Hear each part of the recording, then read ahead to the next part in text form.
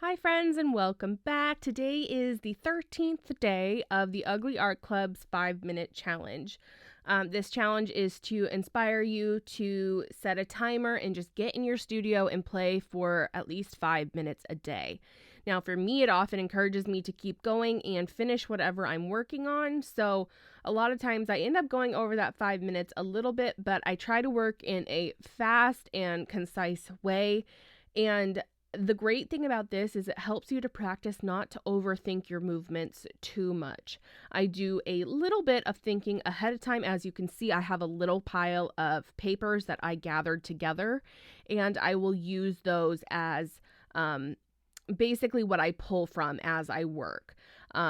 But you don't need to think about it too much of what you need to do, but if you could just get like a simple idea from the prompt and move on from there. So the prompt for today, I'm not sure if I said it, is Teabag. So it's perfect for the winter time here. That is when I start drinking tea a lot of times in the evenings. So I just went ahead and I saved one of those tea bags that I had. And I need to get better about doing this all the time because I love using it as a piece of collage fodder. So I'm just using some neutral scraps here of paper and collaging them down. I knew I wanted to keep this spread pretty neutral and within like the natural earthy tones. So these neutral papers worked perfect. I'm going to take some cream paint here, and I think just with my finger, just kind of rub that into the page. I like to make the collage elements that I already put down kind of blend into the background a little bit, so you don't see the harsh edges as much, but it kind of ebbs and flows into the background. Using your finger is a great way to do this. Sometimes when you use a paintbrush, you get those brush strokes, which is not a bad thing, but you don't always want that. Another tool that I use is either like a palette knife or a catalyst tool, which is basically like a rubber spatula. Going into this, I knew I wanted to use that tea bag, and then the other thing that had kind of inspired me was one of my rubber stamps that I had carved, which was that botanical there. When I started this 5-minute challenge, I had printed out all the prompts on color paper. I loved most of the colors, but for this one with the blue in it, it didn't inspire me as much to go with this prompt. So I had printed out on black and white paper as well. So for this one, I think I'm going to use the black and white prompt. I'm taking my Stabilo all pencil and doing some little scratchy scribbles. And now with a wet paintbrush, I'm going to spread that pigment around. I like to try to hold my paintbrush in kind of a loose way so that I'm not doing anything too special or particular, but I'm kind of just letting it move the pigment and the water however it would naturally move. I'm thinking that the botanical is going to go up on the top, and I think the tea bag behind it would be a nice thing to kind of set it off from the page. Now, this botanical with just the ink that I had used is not standing out from the background as much as I would like it to. So I'm going to outline it with my pen and see if that helps at all. You can't really see it on camera. In person, it helps a little bit better. In the end, it still does not set out from the background as much as I would like it to. So if I can think of something down the road, I might come back to this page and add it at a later time. So as you can see, I did not cut that botanical stamp on camera. And the reason for that is I like to keep a lot of the elements that I use already pre-done and ready for me to pull from. So I tend to get too distracted if I am working on a spread and I have to stop and go make something to use for it. So I like to keep these elements on hand as much as I can.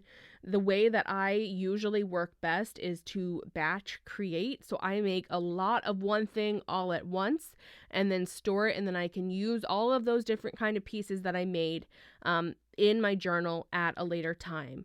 So I'll make a bunch of tags at one time. I'll do a bunch of stamping and fussy cutting around them at one time. This is just the method that I have found works for me. If I am in a journal spread and I am working and I have to stop and think about what to make, my mind does not think about all the different things. I'm kind of limited in some way to what I can see in front of me. So I just like to have those things on hand. So if you struggle when you're creating and you feel like you don't have the elements to go into it, maybe try working in that way and see if it works better for you.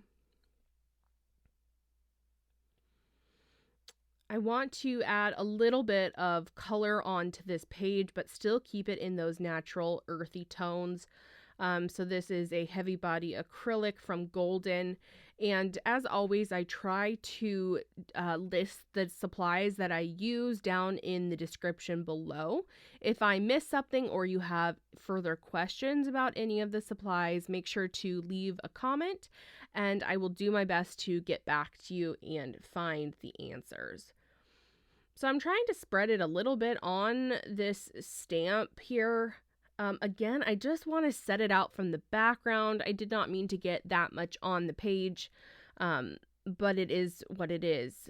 It still did not help it stick out from the background and make it a main focal as much as I would have liked. I'm wondering maybe now that I'm looking back on it, I could go over it with maybe a Posca marker or something like that. I also toyed around in my head with the idea of outlining it in white instead of black.